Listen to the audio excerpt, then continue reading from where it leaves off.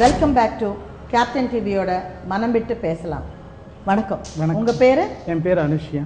அனுசுயா. நீங்கள்? என் பேர் பிருந்தா. ஓகே. இப்போ அனுசுயா, நீங்கள் முதல்ல இருந்தே திருநங்கையா இல்லை சமீப காலத்தில் தான் திருநங்கையா? நீங்கள்? இல்லை மேடம், நான் சின்ன வயசுலேருந்தே என்னோட கூட பிறந்தது 3 அக்கா. நான் வீட்டில் ஒரே பையன். எனக்கு சின்ன வயசுலேருந்தே எனக்குள்ள ஒரு ஃபீலிங்ஸ் ஃபுல்லாக ஒரு பொண்ணாகவே வாழணும். அதாவது இப்போ எங்கள் அக்கா ட்ரெஸ் போடும்போது நம்மளும் அந்த மாதிரி போட்டுக்கணும், அந்த மாதிரியே ஃபீலிங்ஸ் இருக்கும். அப்போ நான் சின்ன வயசுலேருந்து பசங்களோட வந்து சேர மாட்டேன். பசங்களை கண்டாலே ஒதுங்கி போய் அந்த ஒரு எனக்குள்ளே பையங்களை பார்க்கும்போது நான் வந்து ஒரு பெண்ணாக தான் என்னை உணர்ந்துட்டு இருந்தேன். ஃபஸ்ட்டு மித்தப்படி நானும் ஒரு பையங்கிற ஒரு ஃபீலிங்ஸே எனக்கு இருக்காது. பட் எங்கள் வீட்டில் சமீப காலத்தில் எனக்கும் நான் ஸ்கூல்லாம் நல்லா தான் படிச்சுட்டு இருந்தேன். படிச்சுட்டு இருக்கிறச்ச 12வது பண்ணும்போது எனக்கு வந்து ரொம்ப செக்ஸுவலியான கொஞ்சம் டார்ச்சர். எப்படின்னு கேட்டிங்கன்னா, எங்கள் சொந்தத்தில் உள்ள பசங்களை என்ன செய்வாங்க, நீ என்ன பையங்களோடலாம் சேர மாட்டேன். இன்னொன்று நான் வந்து பிராமின், அதனால் கோவிலுங்கிறதுனால கொஞ்சம் தப்பிக்கிறதுக்கு எனக்கு சான்ஸ் இருந்தது. ஏன் பசங்களோடய சேர்ந்து பேச மாட்டேன், ஏன் பசங்களோடய போக மாட்டேன் அப்படின்னு கேட்கும்போது, நான் வந்து பெண் உங்களோடலாம் வரமாட்டேன் அப்படின்னு என்னோட அத்தை பையன்ட்ட மட்டும்தான் என்னோடய ஃபீலிங்ஸ்லாம் சொல்லிட்டு வந்தபோது, எங்கள் வீட்டில் அப்போ நான் வந்து கொஞ்சம் காலங்கள் தள்ளி போகும்போது எனக்கு வந்து திருநங்கைகளோடு தான் வாழணும். நான் ஒரு திருநங்கை, எனக்கு வந்து ஜென்ஸ் ட்ரெஸ்ஸோட வந்து ஃபீமேல் ட்ரெஸ் போட்டால் தான் என்னோடய ஃபீலிங்ஸ், அந்த ஒரு சந்தோஷம் எல்லாமே கிடைக்குங்கும் போது எனக்கு வந்து முடியலை. அப்போ என்னென்னா, வீட்டில் வந்து எங்கள் தாய் மாமா வந்து சொல்கிறாரு, நீ ஒரு சாமியாரை கூட போயிடு, ஆனால் இந்த மாதிரி சுடிதார்லாம் போடக்கூடாது, எல்லாத்தையும் நீ கேவலப்படுத்தினேன்னா நாங்கள் வந்து இது பண்ணிவிடுவோம் அப்படி இப்படின்னு பயங்கரமான வீட்டில் சண்டை போட்டு என்னை ஒரு நாள் பயங்கரமாக அடித்து, ஒரு நாள் என்னை பயங்கரமான இது பேசி எங்கள் அப்பா வந்து ஒரு நாள் ஓங்கி அறையே வந்துட்டார். உன்னை நான் பெற்றதுக்கு நான் செத்துருக்கலான்டா அப்படிலாம் சொல்லி பயங்கரமாக இது பண்ணினாங்க.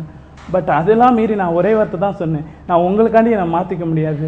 எங்கள் அம்மா கூட சொன்னாங்க, இல்லை நீ ஆம்பளை பையன்தான், நீ சும்மா எல்லோரும் சொல்கிறாங்க, நீ வந்து டிவியை பார்த்துட்டு அவங்களாம் போட்டுக்கிறனால தான் உனக்கு பொம்பளை மாதிரி போட்டு இருக்கணும்னு உனக்கு தோணுது, ஆனால் நீ பொம்பளை தான் கிடையாது, நீ ஆம்பளை தான். நான் சொன்னேன், இல்லவே இல்லைம்மா, எனக்கு ஆம்பளை ஃபீலிங்ஸே இல்லைம்மா, எனக்குள்ளே இருக்கிறது ஃபுல்லாக ஒரு பொண்ணு, நான் ஒரு பொண்ணாக தாம்மா உணர்ந்துக்கிட்டு இருக்கேன், நான் எப்படிமா ஆம்பளை ஆக முடியும், அதெல்லாம் தெரியாது, நீ ஆம்பளை தான், நீ வேஷ்டி கட்டிட்டு கூட கோவிலுக்கு கூட போயிடு, ஆனால் நீ வந்து அந்த ட்ரெஸ் போட்டுலாம் இருக்கக்கூடாது, அதெல்லாம் வைத்துக்க முடியாது, ஊருக்குள்ளே எல்லாரும் அசிங்கமாக பேசுவாங்க. நான் இருக்கிறது வந்து ஒரு வில்லேஜ், அதனால் எல்லாரும் வந்து பேசுவாங்க, எத்தனையோ பேரை நம்ம பார்த்துருக்கோம்ல, கைதட்டி பிச்சை கேட்குறது, இந்த மாதிரி தான் ஒன்றையும் பேசிடுவாங்க, அது எங்களால் அது ஒன்றால் குடும்பமே சாகணுமா அப்படிலாம் சொல்லி பேசுவாங்க. பேசிகிட்டு இருக்கும்போது எங்கள் மாமா கேட்குறாங்க, உனக்கு வந்து அதில் தான் ஆசைனா சொல்லு, எத்தனை பொண்ணு வேணாலும் உன்னை கூப்பிட்டு வந்து விடுறேன், எத்தனை பொண்ணு வேணாலும் விடுறேன், ஆனால் நீ அப்படிலாம் போகக்கூடாது அப்படிலாம் சொல்லும்போது, இல்லை மாமா எனக்கு அந்த ஃபீலிங்ஸ்லாம் இல்லவே மாமா, நான் வந்து எனக்கு அந்த ட்ரெஸ்ஸு பொண்ணு தான் மாமா ஆசைப்பட்றேன், நான் ஒரு பெண்ணாக வளரணும்னு நினைக்கிறேன், ஏன் மாமா என்னோட ஃபீலிங்ஸ் அதெல்லாம் கிடையாது, நீ வீட்டுக்கு ஒரே ஆம்பளை பையன், நீ எப்படி பொம்பளையாக மாற முடியும் அப்படின்னு சொல்லிட்டு இருக்கிறச்ச நான் வந்து என்ன செஞ்சேன், ஒருத்தவங்க மூலமாக பாரதி கண்ணம்மா அறக்கட்டளை எனக்கு தெரிஞ்சுது. நான் அப்போ வந்து புரோகிதத்துக்கு போயிட்டு இருக்கிறச்ச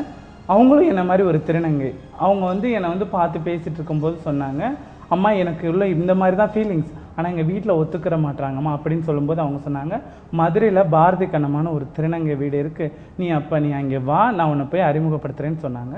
நான் அதில் உடனே சந்தோஷப்பட்டு நாளைக்கே போயிடலாமா அப்படின்னு சொல்லிட்டு நான் முதல்ல பாரதி கண்ணம்மா வீட்டுக்கு போனேன்.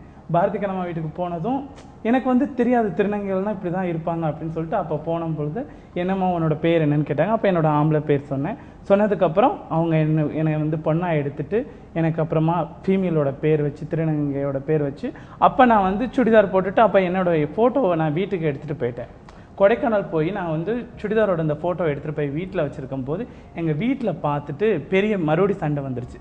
சண்டை வரும்போது என்னோடய சித்தப்பா வந்து எஸ்ஐ, ராமநாதபுரத்தில் எஸ்ஐயாக இருக்காங்க. அப்போ என்ன செஞ்சுட்டாங்க, இவன் சொல்ல கேட்கவே மாட்டான், மறுபடியும் அங்கே தான் போகிறான், இவன் அங்கே போய் இது அவங்க ஏதோ வந்து கூத்தாண்டவர் கோரில் போய் ஏதோ விபூதி வந்துருச்சுட்டு வந்து இவன் நெத்தியில் வச்சுட்டாங்க உங்களுக்கு, அதனால அங்கே இது போயிட்டான் அது போயிட்டான் அப்படி இப்படின்னு சொல்லிட்டு பயங்கரமாக. இப்போ நான் இங்கே பாரதி கண்ணம்மா வீட்டில் போய் அடைக்கலம் ஆனதுனால அவங்களுக்கே ஃபோன் பண்ணி என் மேலே தேவையில்லாத அவாண்டமான பொய்லாம் சொல்கிறது.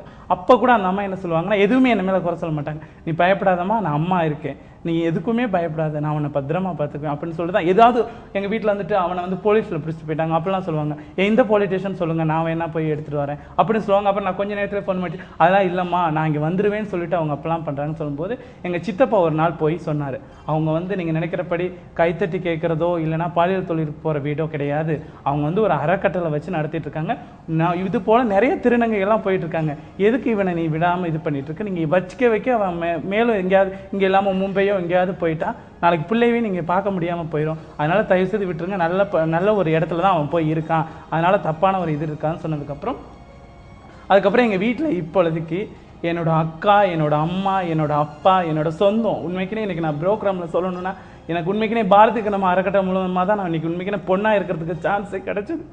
இன்னைக்கு வந்து என் ஃபேமிலியில் எல்லாருமே இன்னைக்கு என்ன ஒரு பொண்ணாக தான் நினைக்கிறாங்க. இப்போ நான் போடுற ட்ரெஸ்ஸை கூட நேற்றுக்கு நான் அங்கேருந்து ராமநாதபுரத்துலேருந்து கிளம்பி வரதுக்கு முன்னாடி என்னோட அக்கா எனக்கு எடுத்து போட்டுவிட்டு ஹேர் சீவி விடுறாங்க.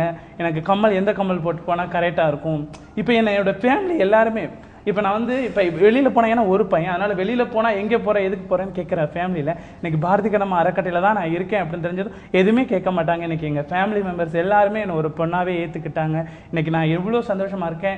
எல்லாத்துக்குமே காரணம் இந்த பாரதி கடமை அறக்கட்டளை தான். அது ஓகே, பட் ஆனால் உங்கள் வீட்டில் வந்து இப்போது உங்கள் சிஸ்டர் உங்கள் அம்மாலாம் உங்களை ஏற்றுக்கிட்டாங்க தாராளமாக. இப்போ எங்கள் அம்மா இப்போ இது வரைக்கும் எனக்கு வந்து ஆம்பளை ட்ரெஸ் தான் எடுத்து கொடுத்துட்டு இருந்தாங்க. அம்மா வந்து ஸ்கூலில் தான் வேலை பார்த்துட்டு இருக்காங்க. இப்போ எனக்கு ஒரு 2-3 டைம் அவங்க நான் இப்போ ஏதாவது அங்கே போகிறேம்மா அப்படின்னு சொன்னாங்கன்னா போதும், உடனே எனக்கு வந்து சுடிதார் தான் இப்போ 3-4 டைம்ஸ் சுடிதார் தான் எனக்கு கொடுத்துருக்காங்க. இப்போ போட்டிருக்க இந்த சுடிதார் கூட எங்கள் அம்மா எடுத்து கொடுத்த சுடிதார். எதுக்காக கேட்குறேன்னா, ஒரு தாய்க்கு அதுவும் உங்களுக்கு வந்து 3 சகோதரின்னு சொன்னீங்க. ஸோ 3மே பொன் குழந்தைங்க, ஒரு பையன் வேணும்னு எவ்வளோ ஆசைப்பட்டிருப்பாங்க. கண்டிப்பாக எவ்வளோ தவம் இருந்திருப்பாங்க, எவ்வளோ கோயில் குளம். வந்து என்னை முதல்ல நான் சுடிதாரில் பார்த்தப்ப என்ன சொன்னாங்க, நான் உன்னை வந்து தவம் இருந்து பெற்றேன். எங்கள் சித்தி வந்து என்னை பார்த்துட்டு சொல்கிறாங்க, அம்மா வந்து 3 பொம்பளை பிள்ளையா போயிடுச்சு வேண்டாம் அப்படின்னு சொல்லும்போது கூட நான் தாண்டா உன்னை வந்து எப்படியாவது ஆம்பளை பையன் இருக்குன்னு ஜாதகத்தில் சொன்னாங்கன்னு சொல்லிட்டு பெக்க வச்சுனே, அதுக்கு இப்படியா நீ போவா அப்படின்னு சொல்லிட்டு தலையில் அடிச்சுட்டு எங்கள் சித்தி அழுதாங்க. அப்போ சொல்கிறாங்க, நீ இப்படிலாம் பண்ணாதடா, நீ ஆம்பளையாக மாறிடலாம், ஹாஸ்பிட்டல் கூட்டிகிட்டு போகலாம் எங்கே.